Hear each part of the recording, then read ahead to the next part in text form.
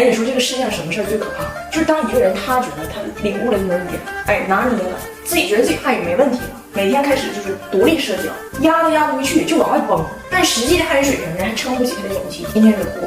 有一天，我妈领我们开车去郊区，路过了一片山，咱也不知道为啥，我妈在那片山上就给自己的将来置办了一个公墓。我妈就指那山说：“我的墓地在这儿。”我老公就听懂了“墓地”这个词儿，欣喜若狂。就你还记得咱小时候学英语那种感觉不？就一听听力，嘎听到一个自己会的词儿，哎，我知道 abandon 啥意思忘了，但是 abandon 就光抓这词儿了，别的全忘听了，就那种感觉。他就捕捉着这个墓地了，他理解的墓地是目的地、目标地点 destination， 都不等我翻译啊！我妈刚说完了，我的墓地在山上，他直接就回答我的墓地在北京，我的墓地在北京。我妈说啊，那你的墓地为啥是北京啊？是不是因为北京大，晚上可以跑出去随便玩？我老公说，那你的墓地为什么在山上啊？是不是因为山上大，晚上可以跑出去随便玩？哎呦我的妈！我妈以为他故意抬杠呢，我妈也抬上了啊！你放心，如果我真有那一天，我上山了也会想着回来找你的。我晚上出来玩也把你带走，一起玩啊！我老公说啊，那妈妈你放心，如果我真有那一天，我也会想着回来找你的。我不管啥时候出去玩，我都会想着把你带走的，把你带走的。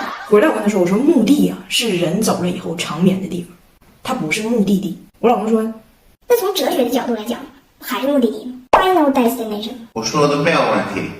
哎，说实话，我真没想到见一个熊猫能把一个人一个家嗨成这样。前几天啊，我们去了一趟成都，刚到成都的时候，大胖姐不开心，因为这一年吧，她一直觉得自己在这个外国人的圈里，在吃辣这个领域上没服过谁，所以到了成都呢，就想彰显一下我是那种能吃辣的外国人。第一顿就找的火锅店，进去就说我要中辣，服务员说你说傻子，大胖媳妇就听个你是傻子，跟人说我是博士，我是博士。服务员说博士你吃傻子。大胖媳妇呢就非得点重辣，我说咱先点微辣，我知道你能耐，完不够咱再加。结果10分钟吧，人吃冒烟了，不是夸张啊，就是脸也白了，腿也突突了，就眼睛都不蓝了。垂死之际，一个人在那儿把所有火锅里辣椒全加出去了，告诉服务员，首先不能叫人傻子，第二这才叫微辣，这才叫微辣。然后呢，回到酒店坐厕所上一晚上没起来，又想起被人叫了一晚上傻子，有点不开心，说不过了，我要回家。我说那你自己回去吧，我们明天要去看大熊猫。大胖媳妇亮了，自己把第二天的行程全查了一遍，发现你当完那个大熊猫志愿者之后，人家还给你发一个志愿者证书，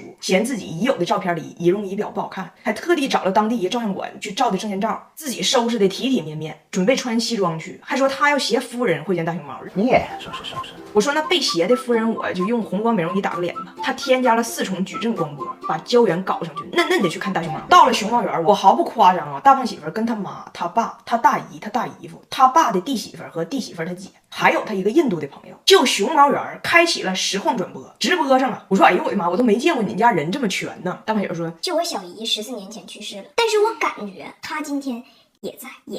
结果这个直播呢，就是稍微有点掉链子，大伙儿都以为进去就直接能看见熊猫，甚至摸熊猫。结果人工作人员告诉他，你们进来先给熊猫铲屎，先当义工，再说见的事儿。这一铲呢，2个多小时，直播间里睡着仨。印度那个朋友说，如果就是让我看路面不干净的话，我只能说这个在我们这儿毫不稀奇，毫不稀奇。温迪在加拿大那边说，儿子，妈这边天都快亮了，要不你喊2声，给大猫叫来。大胖媳妇说，我叫了，千呼万唤，但只有使出来，只有使出来。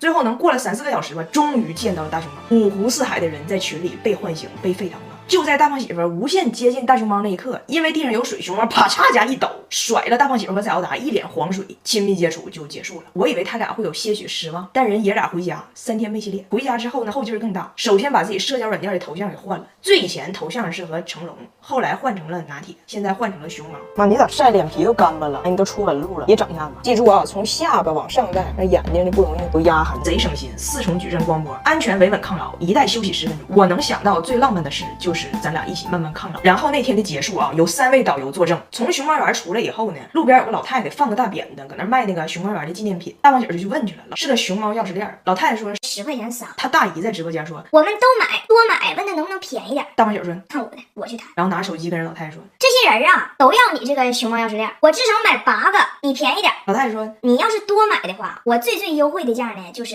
3块5一个。大胖姐看着手机，价格给你们打下来了，我都呆了，手机里一片雀跃。太好了，3块5一个，3块5一个。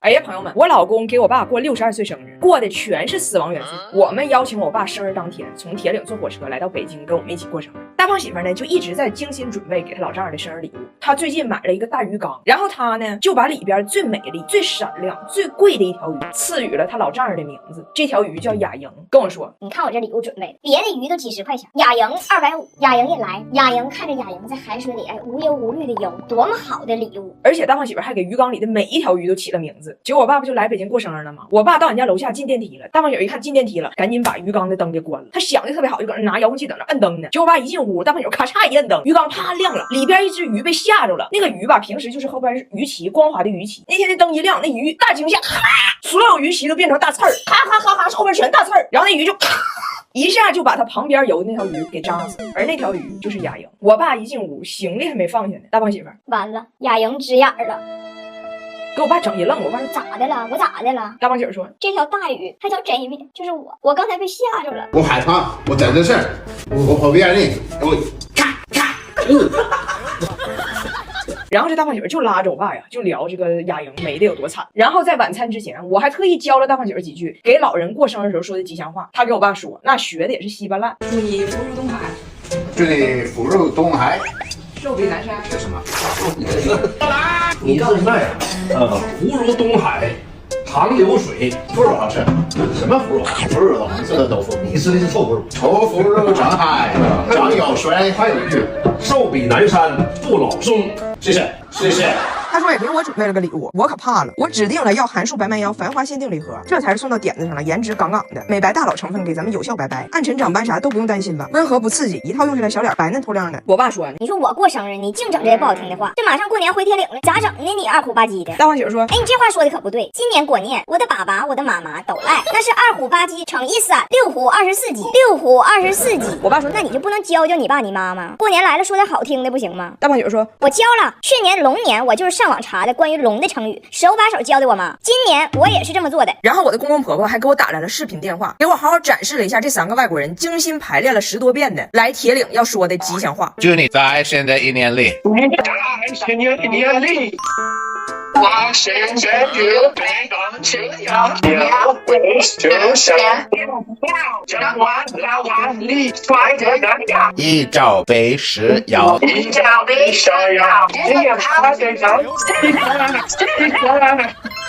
哎，这2天我陪着我婆婆小姑子出来玩，我就在思考一个问题，就是这几个外国人他们怎么这么开心，怎么能这么开心，就是一不小心就开心。我觉得我婆婆能活到130岁，首先他们是真热情。温迪上次见着我爸，我让他叫张哥，他记错了叫成了哥哥。时隔半年多又见着我爸，开口就是哥哥。你好，哥哥。紧接着一个大拥抱，我爸还没反应过来呢，2个女儿进来，观察了一下他妈，一致认为我爸的名字就是哥哥，都跟着叫。你好，哥哥。你好，哥哥。这我爸也整懵了，你究竟有几个好妹妹？几个好妹妹 Nice to meet you。看着姥爷说英语，郑拿铁不乐意了，他认为我爸叛变了。娃娃怎么告诉你？他不哥哥，我也不是哥哥。妹妹们太热情了，还从内蒙给我爸带回来一条屁股能发热的大毛裤。我说温迪，你哥哥喜欢水灵一点的，加佩奇一股，你给他这个补充点活力。还有个特点就是精力无比旺盛，哪哪都有他。我们在内蒙玩了一整天，回到蒙古包我们累的都起不来了，他维和去了。温迪听见隔壁蒙古包2口吵架，好像要打起来了，披上衣服就出去了，到处找人，在蒙古包的海洋里找到了汉族的保安包，简称汉堡包。汉堡包到那边说第4排3号包有危险，2口要打架。温迪这通描述呢，内容属实，但坐标错误。吵架那2口子在2排3号，他把保安带到了4排3号。保安到了是2个羞涩的男子，俩人本来不认识，刚被安排住一个屋，此时正在破冰。保安进来说对打媳妇儿，然后走了。走之后保安也很困惑，2口没打架呀，看这气氛可能都要圆房了。圆房？我说温迪，咱哪都有你呢，你的精力是哪来的呢？是不是吃他吃的？还有什么事儿都能开心起来？来中国就跟我说，我想这次在中国过一个传统节日。我说这个月只有中元节。他说那你就给我过这个中元节呗。我迫不及待了。我说温迪，这个节不着急，将来都得过。他说我着急，这节后边最快的是中秋节，那中秋节不得等我走了才过吗？我说其实吧，中元节也是，中元节也是。然后在蒙古包里边，因为当天活动吃有头包嘛，这几个人为了占便宜，连干马奶酒喝多了，当场就说今天晚上也有月亮，也很圆，咱就当今天是中秋节，把它过了。说时迟那时快呀，60岁的妈还有2女儿在篝火前那叫一个狂欢，加拿大跳水队都没有他们齐，那个活力值啊，就我们年轻人都惊呆了。他就让我们感觉，哎，今天就是中秋，有啥不能试的？中秋3件套，见哥哥跳热舞，挖个金月补一补。你看挖一勺像小月亮不？一天一颗，吃完了要活力满满。金秋挖金月，活力剧团圆。可怜张大铁的这2天给忙得坏了。昨天骑马，他奶奶姑姑们上马就一顿给这些蒙古马起英文名，从 Mary 到 Sunny 到 Ivory。张大铁刚开始就捂着耳朵不听，马我懂你。后来直接在马背上睡着了，睡着了。关于马可不关